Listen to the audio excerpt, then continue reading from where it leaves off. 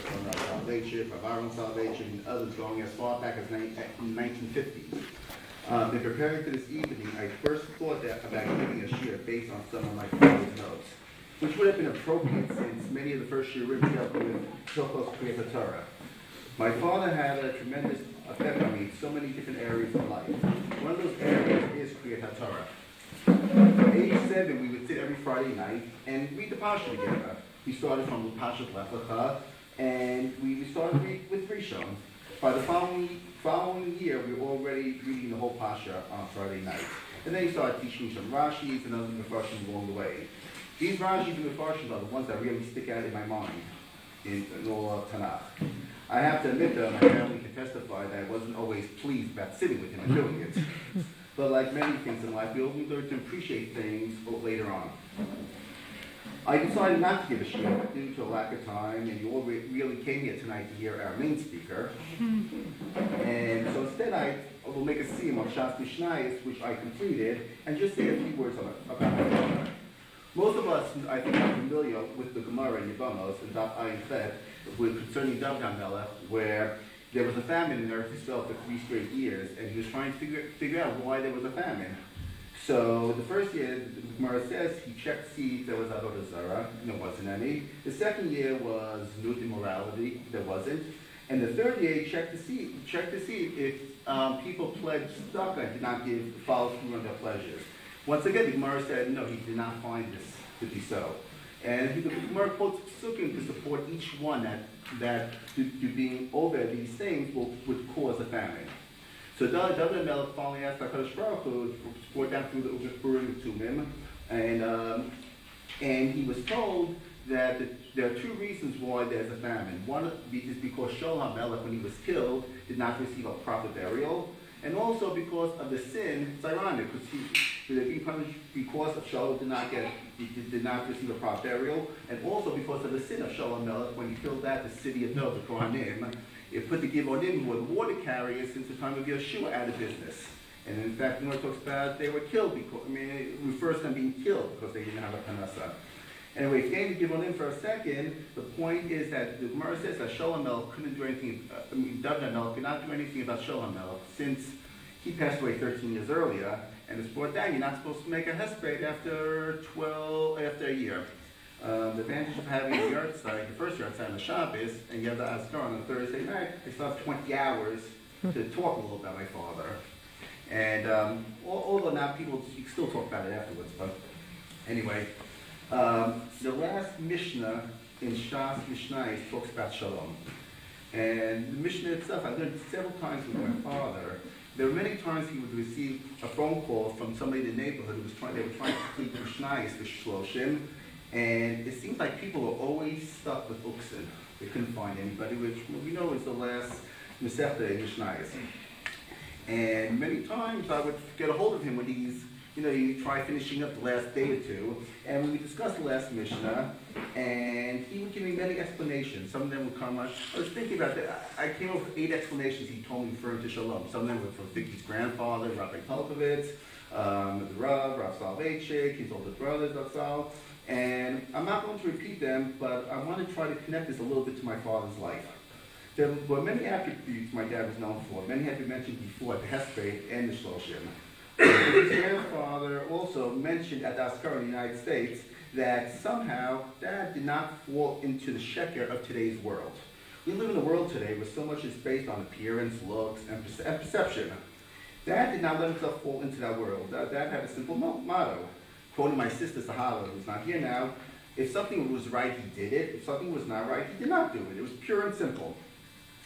And the number of times he would come to school and try and fight for certain things, whether he would try to push us to learn about the Holocaust and Eretz Yisrael, and he would try to figure out why we're spending Gemara at the batting range in Cedarhurst. And he was the only father to do that.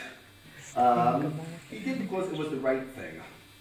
And this attribute of doing just what is right, just because it's right, Chazal describe it as an unbelievable attribute. It's rare to find. Dad was also somebody who was sameach b'chalko. Dad once told me every day he was thankful for everything HaKadosh Baruch Hu gave him, especially having 6 healthy kids who are semi-normal. Raising 6 kids is not an easy matter. Today it is more common, but when we were growing up, you did not find many families in our circle with 6 kids. Dad managed to put us all through yeshiva, college, summer camps, bar mitzvahs, weddings. It was not easy. I never heard him complain.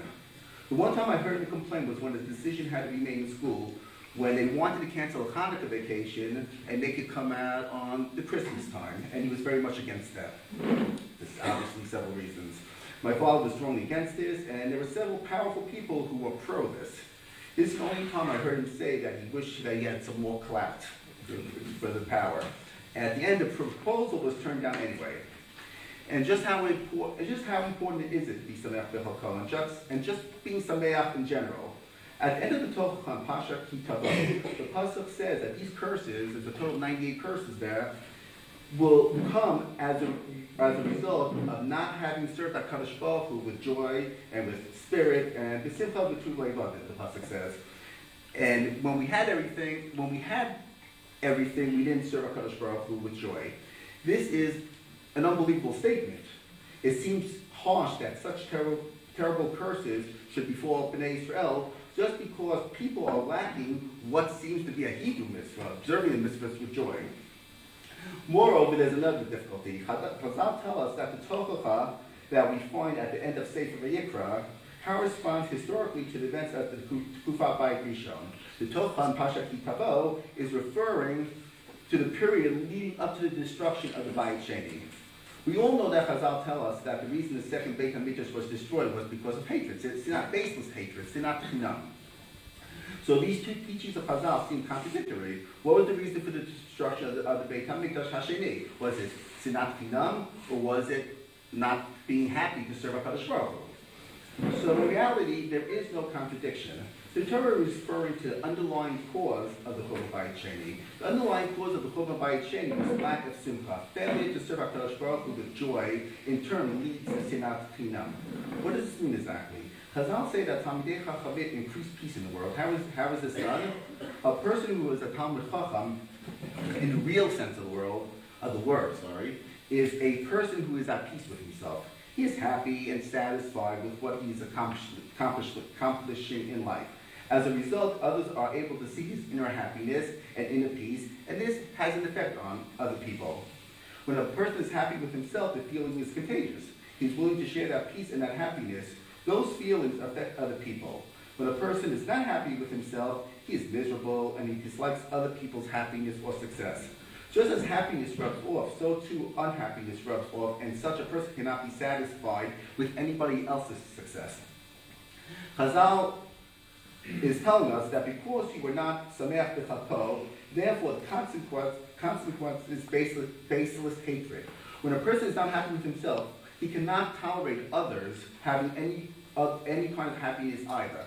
Therefore, there is no contradiction. The Bayit Sheni was destroyed because of sinat chinam, but sinat chinam results from people who are not happy with themselves, are not b'simcha, and are not doing mitzvahs b'simcha. Dad was at peace with himself, and this rubbed off onto everybody who knew him. And this caused only shalom around him. I guess this is the connection I really want to make with the last Mishnah and my father. To go one step further, just how important was Dad's way of being Sameach B'Chalko, Chazal tell us that the same way that the lack of simcha destroyed the Beit HaMikdash, being Sameach will eventually allow us to be zocheh to rebuild the Beit HaMikdash. There are many reasons, but this is a reason alone to want to emulate him. Dad's ways, according to Chazal, is what will allow the Beit HaMikdash to be rebuilt. Before completing the scene, I would like to talk on a little more personal level, and I guess directly to my family, my siblings, my kids, my nieces, nephews, brother-in-laws, sister-in-laws. There's an interesting medrash in Pasha's Zot HaBracha. The medrash teaches us that if a chazan makes an error when he repeats Shemona Esrei and needs to be replaced, his replacement begins from the beginning of the bracha in which the error was made. The source of this ruling comes from the practice of the Avot, Abraham, Yitzchak, and Yaakov.